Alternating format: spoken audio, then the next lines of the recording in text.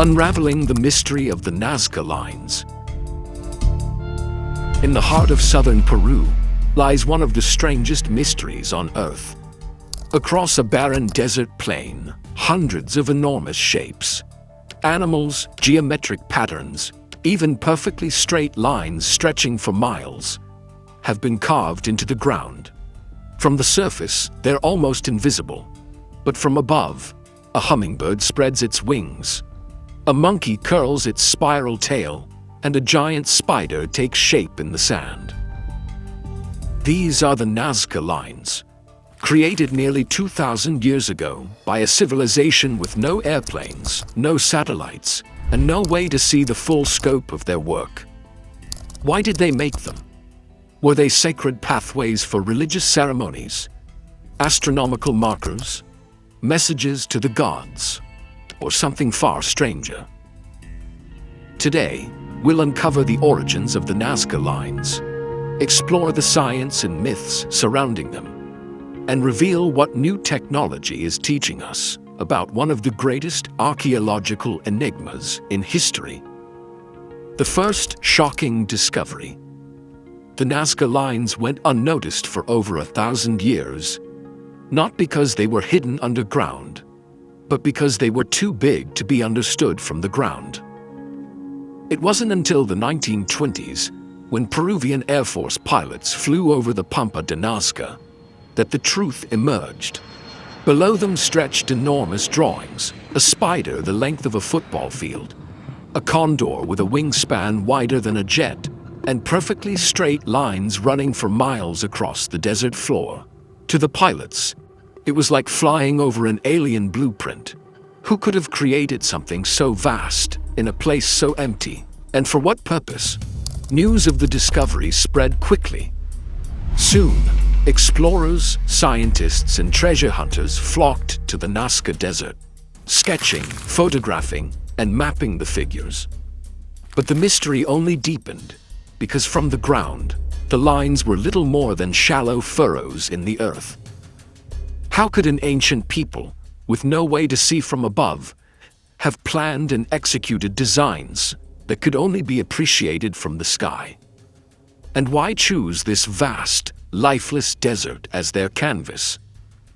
These questions would spark decades of research and a fair share of wild theories. The people behind the lines. To solve the mystery of the Nazca Lines, we first have to meet the people who created them.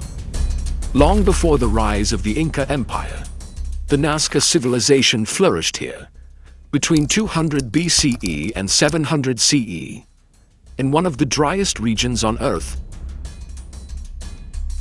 At first glance, it seems impossible anyone could survive here.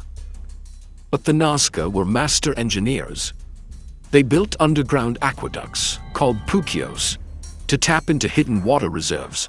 With that water, they transformed parts of the desert into fertile farmland. They grew maize, beans, squash, and cotton. They fished along the Pacific coast, and they became renowned craftsmen, producing vivid ceramics painted with hummingbirds, monkeys, and spiders. The very same creatures that would appear, on a massive scale, etched into the desert floor. Unlike many ancient cultures, the Nazca left behind no written language, no chronicles, no carved stone tablets. What they did leave were these enormous geoglyphs. Were they works of art, astronomical markers, sacred pathways? For the Nazca, these lines may have been their greatest message, one meant to be read not by humans on the ground, but by the gods above. The engineering of the impossible. How do you draw something you can't see? That was the challenge facing the Nazca over 1,500 years ago. The smallest geoglyphs stretch for dozens of meters, the largest, nearly a kilometer from end to end. On the ground, you can't grasp their full shape, but from above they come alive. The secret lies in the desert itself. The surface of the Nazca Plain is covered in dark, oxidized stones. Beneath them is lighter-colored sand. By scraping away the top layer, the Nazca created bold lines that stand out in stark contrast.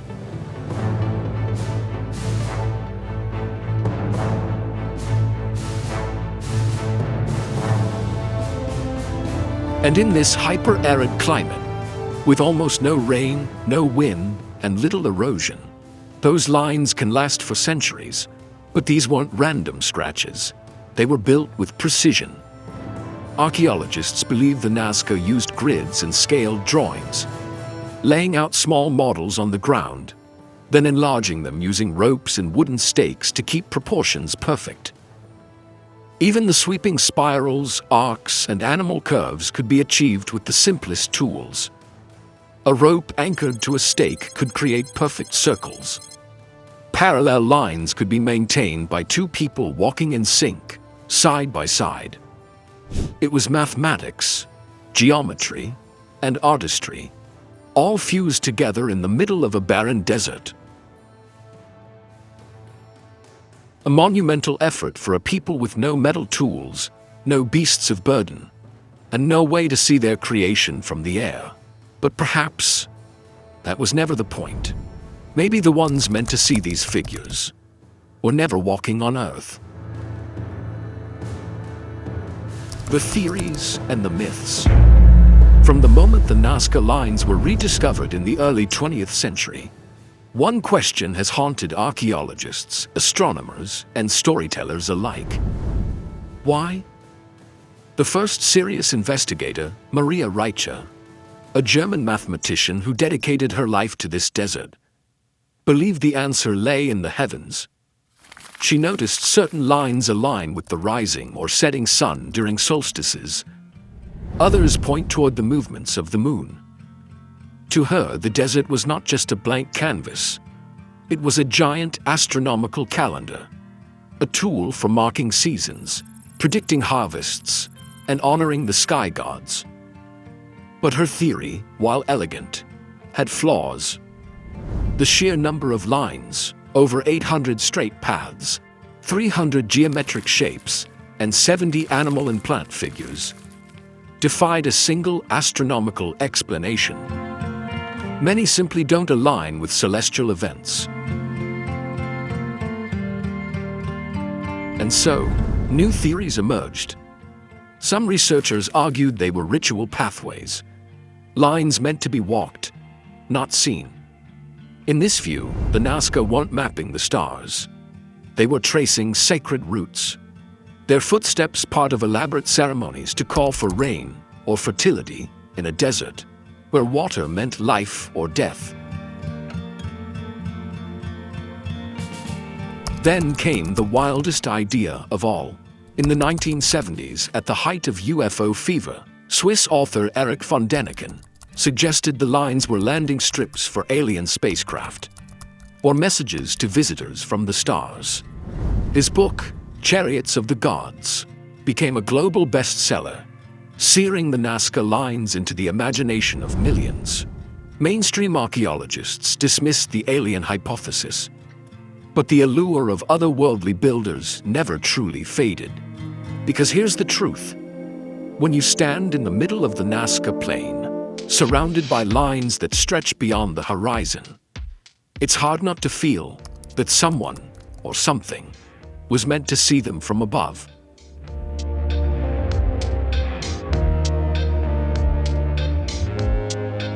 The people behind the lines, the Nazca civilization. To understand the Nazca Lines, we must understand the people who made them. The Nazca civilization emerged around 200 BCE, thriving in one of the driest places on Earth. To outsiders, this desert might seem uninhabitable. But the Nazca saw something different: potential. Fed by rivers that flowed down from the Andes, they created oases where crops could flourish. Corn, beans, and cotton grew in abundance, sustained by ingenious irrigation systems. Their greatest invention, the puquios, spiral-shaped wells connected to underground canals, capturing groundwater and channeling it to their fields year-round. They were more than farmers. The Nazca were master potters. Their ceramics painted with intricate designs, animals, plants, and supernatural beings, in colors that still shine after 2,000 years. Their textiles rivaled their pottery in beauty, woven with dazzling precision and detail. And these designs were familiar. The same hummingbirds, monkeys, and spiders that decorate their pottery also stretch across the desert floor, carved into the earth on a monumental scale. This tells us something crucial. The Nazca Lines weren't the work of a mysterious lost culture, nor alien visitors. They were made by the same hands that wove the textiles, painted the ceramics, and built the canals. But here's the real mystery. Why would a people who could barely see their creations from the ground devote such time, skill, and resources to drawing in the desert? The answer, some researchers believe, lies in their most precious resource: water. Because in the Nazca world, water wasn't just survival, it was sacred. The spiritual landscape, rituals, processions, and the gods of water. The Nazca Lines weren't random art. They were part of a sacred landscape, a vast open-air temple built not in stone, but in earth. When archaeologists studied the soil inside the lines, they found something unexpected. The ground had been pressed down by thousands of footsteps. This was the breakthrough. The lines weren't just for the gods to see from above. They were paths, ritual walkways, spaces where the people of Nazca could move together in processions, tracing the forms of animals, spirals, and trapezoids with their own bodies.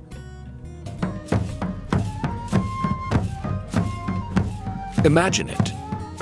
Priests leading the way, dressed in brilliant woven garments, embroidered with the very same figures they walked upon. Warriors and farmers following, carrying pottery filled with corn, beans, and chicha. Offerings for the gods. Musicians playing reed flutes and drums, their rhythms echoing across the desert. And always, the prayers had one goal: water. The animals etched into the earth weren't chosen at random. The spider, a bringer of rain. The monkey, linked to lush forests and water abundance. The condor, a messenger from the mountains, heralding the coming of rain. Even the massive whale geoglyph, a reminder of the ocean's life-giving power. Each figure, each march, was a plea to the deities who controlled the rains that fed their fields. At the ends of certain lines and trapezoids, archaeologists have found stone platforms, altars, where offerings were left. Shells carried hundreds of miles from the coast. Broken ceramics, their destruction a symbolic sacrifice. Food piled high, left for the gods.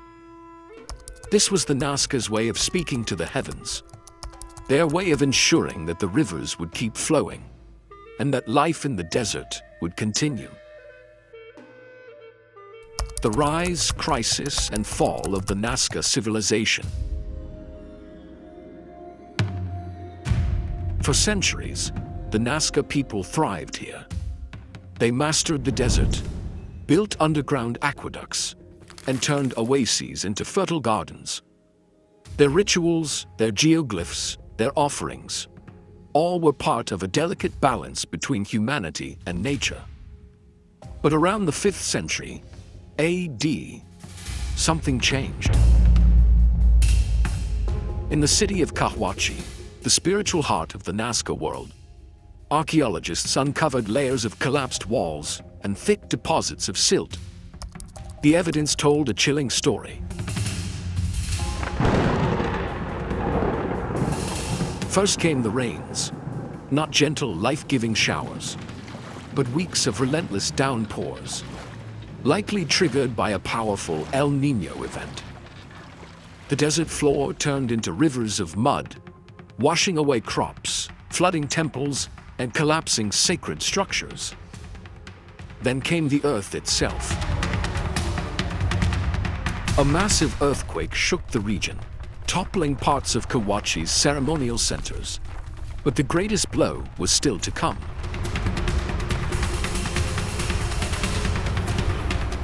The rains stopped. Year after year, the rivers shrank. The desert wind returned, and with it came drought. A drought that would last decades. Without water, the Nazca's ingenious irrigation systems ran dry. The crops failed. Hunger spread. In desperation, the people turned to their gods. They expanded the geoglyphs, making them longer, broader, more numerous than ever before. Lines crossed over lines in frantic patterns, as if multiplying the prayers would force the skies to respond. But the rains did not return. By the 7th century, the masters of water could no longer survive in their desert homeland. The Nazca abandoned the valleys and fled toward the Andes in search of sustenance. Their once thriving culture dissolved into history, leaving behind nothing but pottery shards, empty temples, and the vast desert lines, mute witnesses to their final prayers. Legacy, modern discoveries, and what they teach us today. The Nazca Lines remain one of the greatest enigmas of the ancient world. With drones and high-resolution imaging, archaeologists have revealed more than 1,500 additional geoglyphs, far beyond the famous monkey, hummingbird, and spider. Many of these new figures are smaller, older, and etched into hillsides, suggesting the tradition began centuries before the Nazca themselves. And yet, for all our modern tools, the true essence of these creations is something no machine can measure. Were they prayers for rain, maps of the heavens, sacred pathways walked by thousands in solemn procession? Or were they something more, a conversation between humans and the gods, written on the largest canvas on Earth? One thing is certain: the Nazca Lines are more than art. They are the last whispers of a civilization that understood both the fragility and the resilience of life in an unforgiving land. Every figure, every line, every spiral is a message, not just to the gods they worshipped, but to us. A reminder that even the mightiest cultures can vanish when the balance with nature is lost, and that the traces we leave behind may one day be all that speaks for us. Messages to the gods. For more than 1,000 years, the Nazca Lines have held their silent vigil in the Peruvian desert. From the air, they are breathtaking.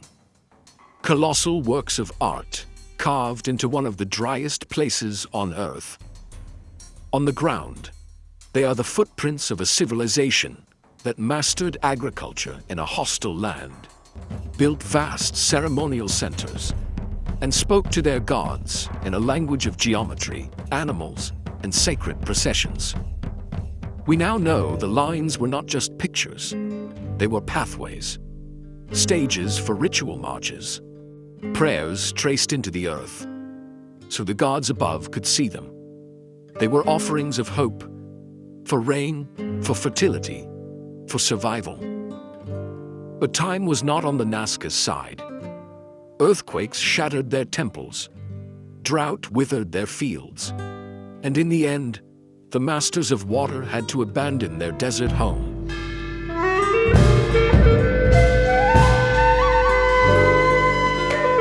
The people vanished, but their messages to the gods remained, etched into stone and sand, defying wind and time. The Nazca Lines are more than archaeology. They are proof that even in the harshest of places, human beings will dream, create, and leave behind something eternal. This is GeoStrap, bringing you the hidden stories that shaped our world. If you enjoyed this journey, give the video a like, share it with a friend, and subscribe for more deep dives into history's greatest enigmas.